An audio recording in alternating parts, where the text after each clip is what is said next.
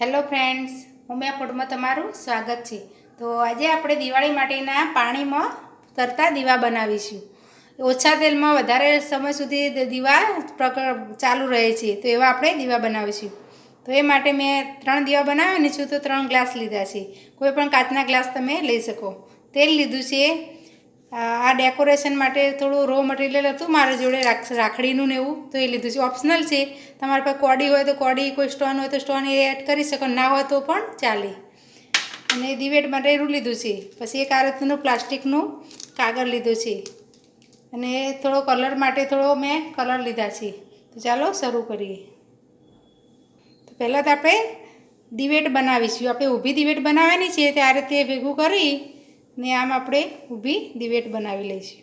તમે આડી દિવેટ બનાવીને પણ કરી શકો, પણ ઊભી દિવેટથી રિઝલ્ટ સારું મળે છે। તો આ રીતે આપણે ઊભી દિવેટ બનાવી લઈશું। તૈયાર હોય તો તમે તૈયાર પણ લઈ શકો। તો હવે આપણે 3 દિવેટ બનાવી લઈશું। તો મેં આ રીતની 3 દિવેટ બનાવી લીધી છે। તમારે જેટલા દીવા બનાવવા હોય એટલી આ રીતની દિવેટ બનાવી લેવાની। જો તૈયાર તમે દિવેટ લેતા હોય તો તૈયાર પણ ચાલી જાય। હવે આપણે કાગળમાંથી આ રેગ્યુલર જે સાડીનો ને કાગળ આવે છે, એવો પ્લાસ્ટિકનો જ કાગળ છે, એના આપણે 3 ગોળ, જે આપણું ગ્લાસ જેવડું હોય ઉપરનું, એનાથી થોડા નાના ગોળ કરી દેવાના। તો આ રીતે આપણે કટ કરી અને ગોળ કરી લઈશું। આ રીતે ફોલ્ડ કરી અને આપણે ગોળ કાપી લઈશું।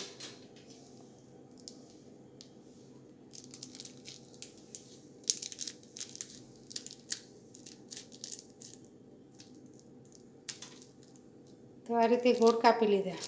હવે એના 3 ભાગ આપણે કરી લઈશું। તો આ રીતનું આ સરસ ગોળ બની ગયો। આવા આપણે 3 ગોળ બનાવી લઈશું।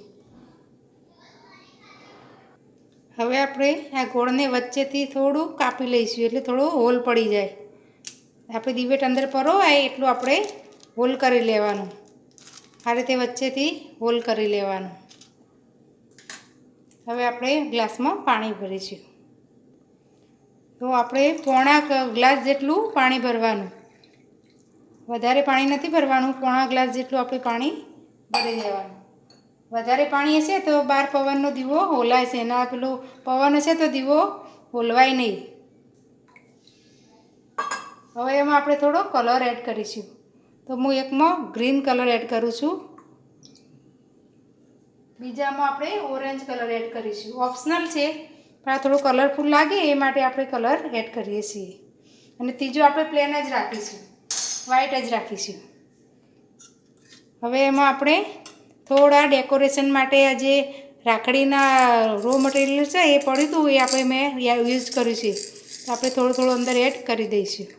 દેખાવ સારો આવશે એનાથી। ત્રણેયમાં આપણે એડ કરી દઈશું। આ નહીં હોય તો પણ તમારા દીવા તો સરસ બનશે જ। હવે એમાં આપણે તેલ એડ કરીશું। તો આપણે એક ચમચી જેટલું તેલ એડ કરીશું। આ રીતે ત્રણેયમાં એક ચમચી તેલ એડ કરીશું। 1 ચમચી તેલ એડ કરીશું તો આપણો દીવો 3 કલાક જેટલો ચાલુ રહેશે।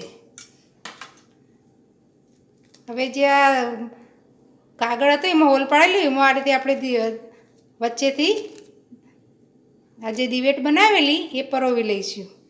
ત્રણેય કાગળમાં આપણે એ રીતે આપણે દિવેટ પરોવી લઈશું। આ રીતે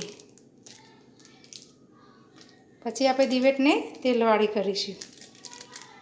હવે આપણે દિવેટને આ રીતે તેલવાળી કરી દઈશું, અને આ રીતે પાણીમાં મૂકી દઈશું। ઉપરથી પણ આ રીતે દિવેટ તેલવાળી કરી લઈશું, એટલે સરસ પ્રગટી જાય। આ રીતે આપણે કાગળને પાણીમાં મૂકી દઈશું।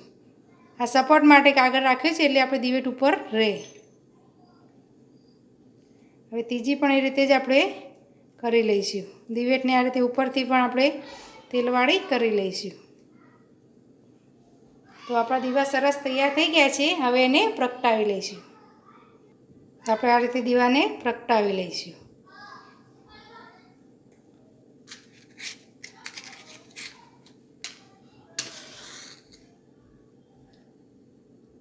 તમે પાણી થોડું વધારે ભરશો તો પણ દીવા પ્રગટશે જ। આપણે ત્રીજા દીવાને પણ પ્રગટાવી લઈશું.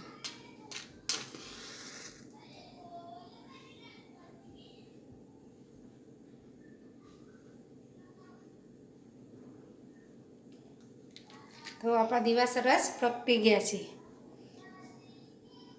તો તમે જોઈ શકો છો પાણીમાં પણ આપણા દીવા સરસ પ્રગટી ગયા છે. તો જો તમને અમારો વિડીયો ગમ્યો હોય તો મારા વિડીયોને લાઈક, શેર અને મારી ચેનલને સબસ્ક્રાઈબ જરૂર કરજો. ફરી મળીશું આવા નવા વિડીયો સાથે. ધન્યવાદ.